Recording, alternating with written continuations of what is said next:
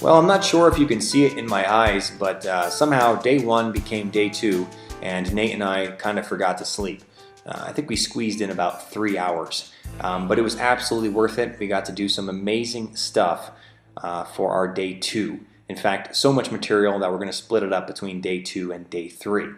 Just to give you a little preview of what you're about to see, we had a chance to talk to the director of the counterinsurgency training, and he had some amazing stuff to say. And we actually had to chase him up a hill to a place they call the Queen's Palace because it's really hard to keep an infantry officer still. These guys like to move. So we'll take a look at that interview today. Also today we had the chance to go out into Kabul city and talk to the local Afghan population. Now all day today we wore civilian clothes, and the reason for that is we did not want in any way to intimidate the local population. One of the biggest goals of 30 days through Afghanistan is to understand the Afghan perspective and to get an honest, opinionated view of how they feel. And sometimes when you're wearing the uniform and you have a rifle dangling in front of you and you've got 3 or 4 guys around you with rifles, you're never sure if you are getting the whole answer. And again, that would defeat the whole purpose of this. So you will see video today and tomorrow where we're wearing civilian clothes, and we just wanted you to understand why we did that. So without further ado, day 2 starts right now.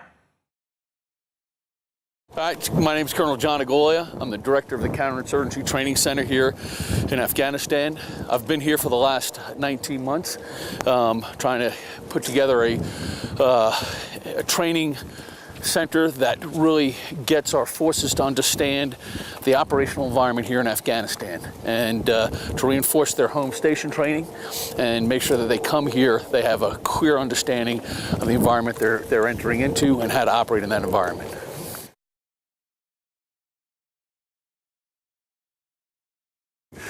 His guidance is population-centric. Focus on the population.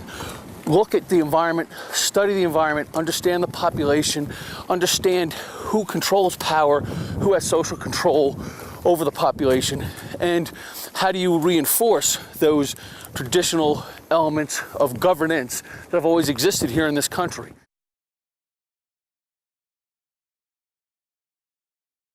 We're getting the entire coalition to focus on counterinsurgency, and as a result, I think, as General Chris has laid out, in the next 18 months, you'll see us seizing the initiative at the local level from the insurgents.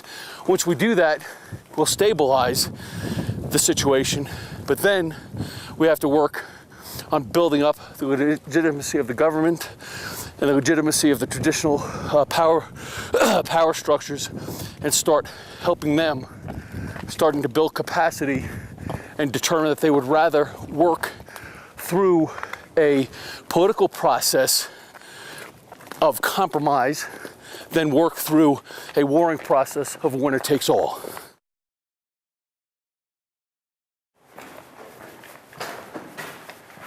Right now I'm standing in the Queen's Palace, and this building says a lot about Afghanistan. It was once a symbol of structure and stability, but through an occupation and a brutal civil war, this place has been left pretty much in ruins. I'm going to give you a tour of the facility to show you firsthand the effects of war.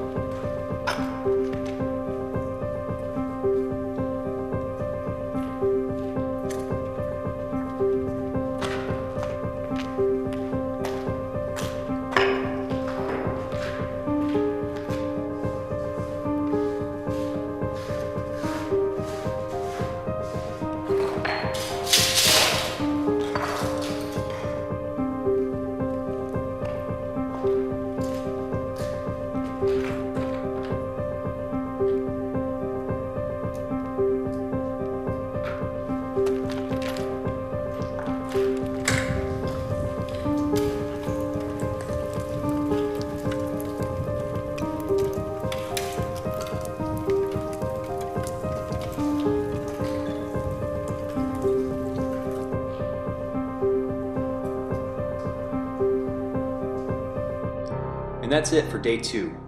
Join us tomorrow for day 3 as we spend 30 days through Afghanistan.